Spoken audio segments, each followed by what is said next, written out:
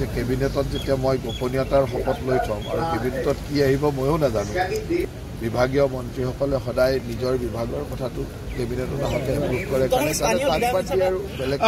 নিৰ্বাচনৰ পিছত দেখা গৈছে ৰাজ্যখনত এটা বিশেষ ধৰ্ম সম্প্ৰদায়ৰ মাজত তেনেকুৱাকৈ ধৰ্ষণেই হওক বা হত্যাই হওক বিভিন্ন ধৰণৰ অসমীয়া গাঁৱত আক্ৰমণ হৈছে এইবিলাক কথা যে আলোচনা হোৱাৰ সম্ভাৱনা আছে।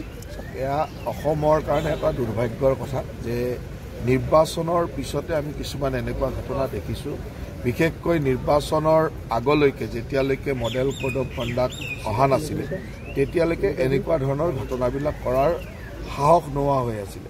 কিন্তু মডেল কোড অফ কণ্ডাক্টৰ সময়তে যেতিয়া চৰকাৰখন কিছু বাধ্যবাধকতাৰে নিষ্ক্ৰিয় হ'ব লগা হয়, সেই সময়ৰ পৰা যদি নিৰ্বাচনৰ পিছলৈ চাওঁ এনেকুৱা বহুকেইটা ঘটনা হৈছে যিটো এক বিশেষ সম্প্ৰদায়ৰ মাজত হয়তো তেওঁলোকে ক'ৰবাত আমাৰ খিলঞ্জীয়া মানুহৰ ক'ৰবাত বিশেষকৈ ধৰ্ষণ ইত্যাদিৰ ঘটনা কেইবাটাও বৃদ্ধি হৈছে।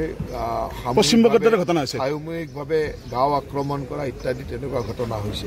কিন্তু তেখেতসকলে এটা কথা নিশ্চিতভাৱে থওক যে আমাৰ চৰকাৰ অত্যন্ত কঠোৰ আৰু এই ক্ষেত্ৰত যি ধৰণৰ ঘটনা হৈছে এইবিলাকত কঠোৰ হাতেৰে দমন কৰা হ'ব। তাত চৰকাৰ যথেষ্ট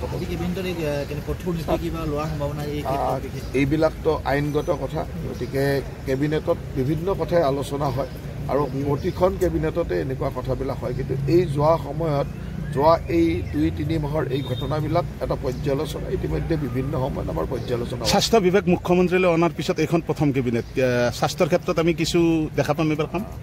স্বাস্থ্য বিভাগ অনাৰ পিছত গুৱাহাটীত এখন কেবিনেট হৈছে আৰু এইখন ইয়াতে হ'ব। আৰু স্বাস্থ্য বিভাগৰ যথেষ্ট কাম চলি আছে, আগতেও চলি আছিল আৰু এতিয়াও নতুন গতিত তীব্ৰতাৰে আৰু চলিব কাম। গতিকে স্বাস্থ্য বিভাগ বুলি নহয় অসমৰ সকলো বিভাগৰে কাম আপোনালোকে দেখিবলৈ পাব।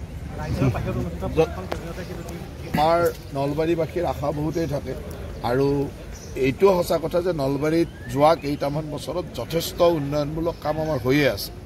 আমাৰ নলবাৰী চহৰৰ ৰাস্তা ঘাট নলা নৰ্দমাৰ পৰা আদি কৰি অন্যান্য বহুকেইটা ষ্টেডিয়ামৰ পৰা DC কোৰ্টৰ পৰা যথেষ্ট ইনফ্ৰাষ্ট্ৰাকচাৰৰ কাম চলি আছে।